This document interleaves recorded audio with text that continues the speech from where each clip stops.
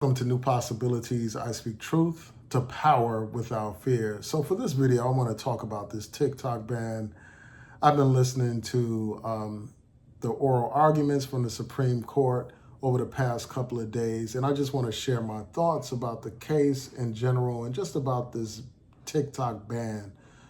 There are several things that are need to be discussed, several issues that are raised by this case, and just off the top of my head, I'll just say this. I hope that the attorneys for TikTok prevail. I hope that the attorneys for TikTok users prevail. So there are two sets of petitioners. You have the attorneys that represent TikTok's parent company, and then you also have an attorney that represents several TikTok users. And they're all saying that this regulation by Congress to ban TikTok if it doesn't turn over ownership to a third party, they're saying that that's a violation of the First Amendment. And I think that they raised some compelling arguments, and I, again, hope that they prevail. I think that their arguments are stronger than the government's arguments. One of the things that the government is trying to say is that this law or this proposed ban of TikTok doesn't violate the First Amendment. They say, first of all, that it's not content discrimination or viewpoint discrimination. They're just saying, well, they want to stop a foreign adversary from having access to American data. And they're also concerned about TikTok being used in such a way that it would serve the interests of a foreign adversary and undermine America and have Americans fighting with each other. And, they think that it will possibly undermine democracy in this country. And they're also concerned about the data that's collected from Americans that use the app. They're concerned about that data coming into the hands of a foreign adversary, China, and they're concerned that that may be used in a way that could undermine American national security. And one thing that they talked about is the possibility of information being used in such a way that they can compromise Americans, have Americans that are in sensitive positions in the government be basically blackmailed with this information that's obtained by this foreign government. So those are some of the concerns that are raised by the government.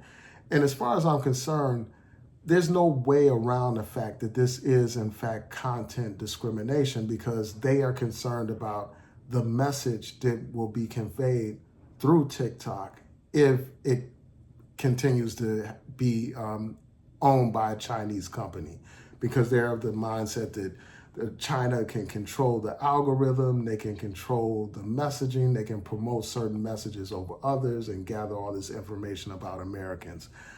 But at the end of the day, this is in fact content discrimination, because they're at the end of the day, they are in fact concerned about the messaging that will be on TikTok. They're concerned about the message on there being used in a way that will undermine American democracy and that will have Americans fighting against each other. So I think that on that alone, they can't say that, this is not content discrimination. It is, in fact, content discrimination. And it should be subjected to strict scrutiny. And given the fact that there are less restrictive ways to address some of the concerns of the government, I hope that this law is found to be unconstitutional by the Supreme Court. The other thing is this, in terms of the data, one of the things that counsel for TikTok and counsel for TikTok users pointed out is that instead of, just having an outright ban of TikTok by January 19th, they said that, as a less restrictive alternative, Congress could just pass a law making it illegal for TikTok and other companies to pass on Americans' data or information, confidential information, onto a foreign power. So that's one way that's less restrictive than an all-out ban. And during oral arguments, they were talking about the issue of whether or not this violates TikTok users' First Amendment rights. And one of the justices said, well, isn't TikTok just, similar to an article of clothing that someone's attached to? They may like a certain item of clothing, but they can buy other clothing that's comparable or even better than this article of clothing that they are attached to. So they're saying, well, eliminating TikTok doesn't eliminate your First Amendment rights. You had a right to go to other platforms, other social media outlets and stuff like that. Like, for instance, you can go to YouTube or you can go to Instagram or Facebook. You don't have to necessarily go to TikTok. And here's what I have to say about that. First of all of these different social media platforms are different.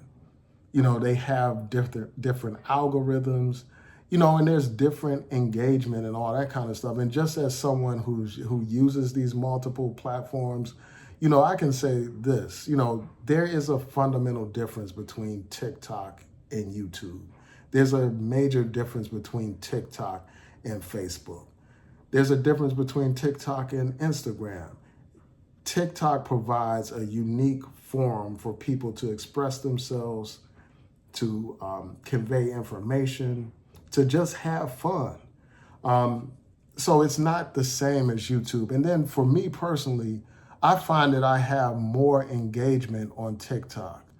I've only been on TikTok for a couple of years, but in that short period of time, I've obtained like over 11,000 followers on TikTok. When I compare that to YouTube, it's like a night and day comparison. Early on, YouTube used to have a lot of engagement. I gained a lot of traction on YouTube. And perhaps it's on my part, like perhaps I don't understand the algorithm over there anymore like I used to. But over there, I've been over at YouTube for many years, like probably, I think it's over 10 years that I've been over there. And despite that, I have less subscribers over there. And for the past 3 years, I've been stagnant at around 9,800 subscribers on YouTube. So despite the fact that I post regularly and stuff like that, I've been stagnant over there. And, and my videos get far less views and there's far less engagement over on YouTube when I compare it to TikTok. Despite the fact that I have like 9,800 subscribers over there on YouTube, many of my videos will get like under 200 views here on YouTube. So despite having these subscribers, I'm only getting a relatively small amount of views on most of my videos. And then in terms of like the commentary, it just doesn't have the same level of engagement. Like, I will have some videos that will have, some engagement, but others, there'll be a few comments. And the ones that have a lot of comments are troll comments. So it's like, for instance, someone may have posted my video in a forum, like a pro-MAGA forum where, all these maggots come to my video comments and spew all of this nonsense. So it's just a different quality of engagement. And then the thing with TikTok, it's like more variety over there. I mean, I know that YouTube probably has the same variety, but the way you get to the content is different. TikTok has a For You page where content comes up for you, and there's a variety of different types of content. So it could be something fun, where somebody's dancing. It could be a cat video. It could be, some political commentary or some commentary about music. It's a lot of variety over there, and the content comes to you. You don't have to search it out like you have to do on YouTube. On YouTube, you have to search out your content. Like if you want to look for a certain video, you got to use the search bar and all that stuff, or subscribe to certain channels, or even be aware of certain channels. But with TikTok's algorithm, they bring you the kind of content that you want to see. And that's one of the great things about that. And then this makes me just think back to this whole question of national security and all this and that.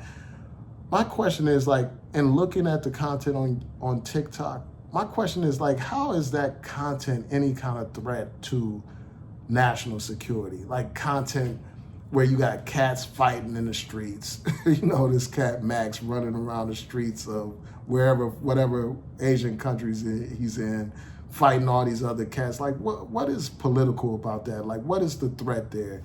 And even for the political commentary, what is the threat to national security with that? It's just people expressing their views, and in America, you have the right to express your views. The other thing is, it's a lot of content about relationships. How is that a threat to national security? How is commentary about the Drake and Kendrick beef a threat to national security? On YouTube, you have all kinds of similar content. So I just think that it's absurd to suggest that somehow TikTok's content can be used in a way that can manipulate and undermine American democracy. And one of the concerns that they had expressed, that the government has expressed, as I said before, is this concern about Americans fighting each other. Well, the truth of the matter is Americans been fighting each other. You got the Democrats versus the Republicans. You got all this back and forth on social media, not just TikTok, but all over social media. You have this, conflict between the right and the left and all that kind of stuff in American politics. So we don't even need help in terms of having somebody egg us on to fight each other, because that's what we do daily in this country. So I just think that whole argument, lacks a lot of validity and all that kind of stuff.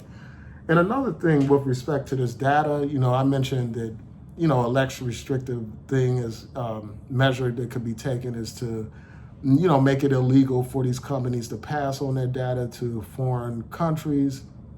Another thing that they could do, that council made arguments about, is that they can have all kinds of warnings. And I know a lot of people don't really pay attention to that, but that's another thing that can be done as well. They don't have to eliminate a whole platform. And by eliminating that platform, they are eliminating the voices of many hundreds of thousands of people in this country. They rely on TikTok to convey their viewpoints, to express themselves, to associate with many other different types of people. That's what they're doing. They're silencing their voices. And not only are they silencing their voices, they're they're preventing many Americans from earning money. There are many people on TikTok that earn a lot of money through TikTok. And that whole stream of income is going to be taken out if these members of Congress have their way.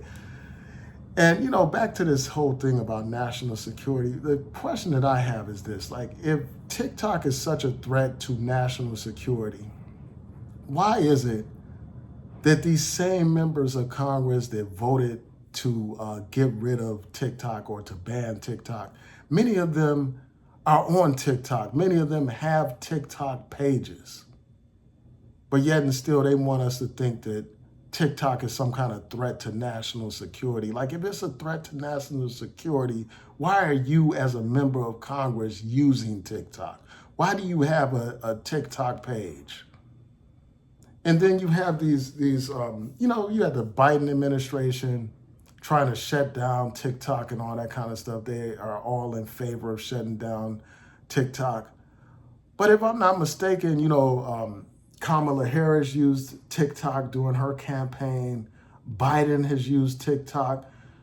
And these are the people in the highest levels of American government.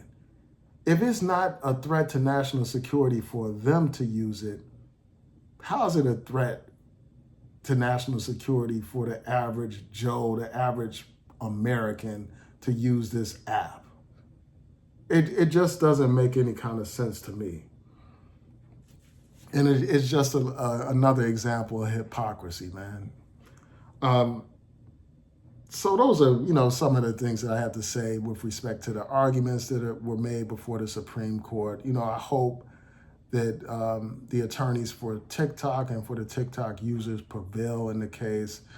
But it's like, you can't really tell. I've watched a lot of commentary on this, and many of the commentators are basically saying it does not look good for TikTok based on the arguments. But in listening to the arguments, I really can't tell one way or the other. And I think that that's a great thing about the Supreme Court. You know, the justices had tough questions for both sides of the case.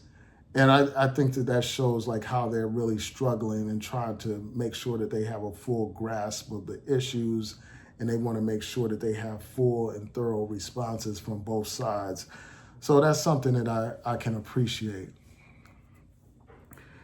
And, you know, there are a couple of other things that came to mind as, you know, I listened to this whole debate, not just on this before the Supreme Court, not just the oral arguments before the Supreme Court, but just as I've heard like some of the rationale behind, you know, trying to ban TikTok.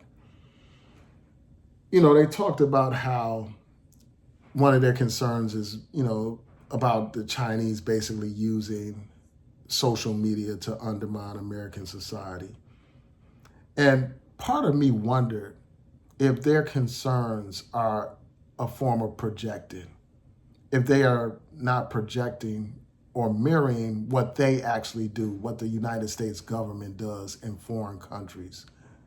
Are they really expressing the concerns because they know that U.S. social media has been used in such a way to undermine governments around the world and overturn governments around the world? I wonder if that's part of the reason why they have all this concern about the Chinese having some influence over TikTok. And the reason why I say that is this: you know, we know that propaganda is, you know, a powerful tool in any kind of arsenal of any government. We know that social media played a big role in terms of the Arab Spring and all that kind of stuff. And we know that other countries ban certain forms of social media. They ban, you know, they may ban Twitter or ban Facebook and stuff like that, or have all these restrictions on it because of those kind of concerns. And I'm wondering if that has been the case, if America has used social media to benefit you know, American foreign policy and to undermine governments around the world. I wonder if that's the real reason why they fear what the Chinese would do with TikTok based on what the United States does. And we know that social media is powerful. So I wonder about that. And even deeper than that, like I wonder, this whole thing just makes me also wonder about how social media is used in the United States. You know, I wonder, like, as they express all these concerns about the Chinese having access to American data, I wonder if they express the same level of concern about our personal data on U.S. social media being turned over to either the government officials or corporations and all that kind of stuff. I just wonder if they have the same level of concern, because we know that in terms of American social media, they gather all kinds of information on American citizens through social media, through, for instance, Facebook and all that kind of stuff. Like a Google, you know, you will do a Google search, and then the next thing you know, on your social media, you get ads based on your Google searches, or even based on your conversations, because we know with artificial intelligence, our phones gather information based on what we say. Like, for instance, you use your app, and I don't want to say the name because I don't want to activate it, but you use these apps and ask for information using artificial intelligence on your phone. How much of that information is gathered, and how is it used? And in terms of the gathering of information and, you know, using social media against communities, I think about the Black community. You know, they talk about a fear of social media being used to have Americans fighting one another.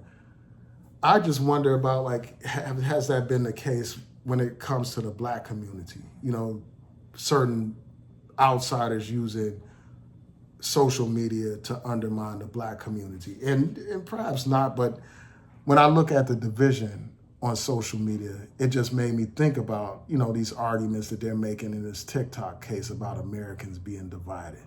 Because when we look on social media, we see that Black people in America are sharply divided when it comes to social media.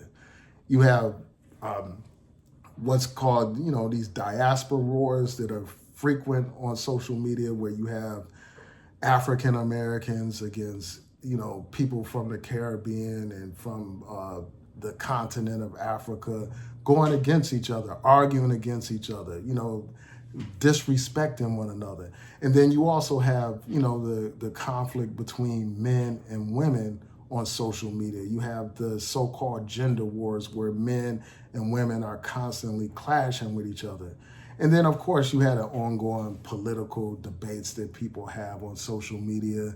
You have all these debates and arguments about identity, questions of identity, where Black people are fighting over our identity, fighting each other over, how we should define ourselves, fighting each other over religion and all that kind of stuff. So these are some of the things that come to mind.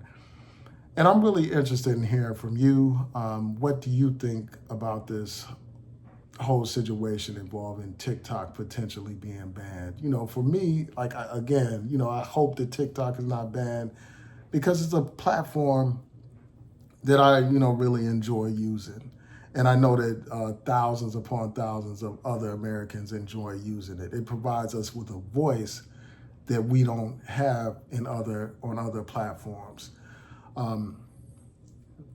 It provides us with an opportunity to communicate, our viewpoints and send out our messages without having to deal with the traditional gatekeepers that you see in traditional media.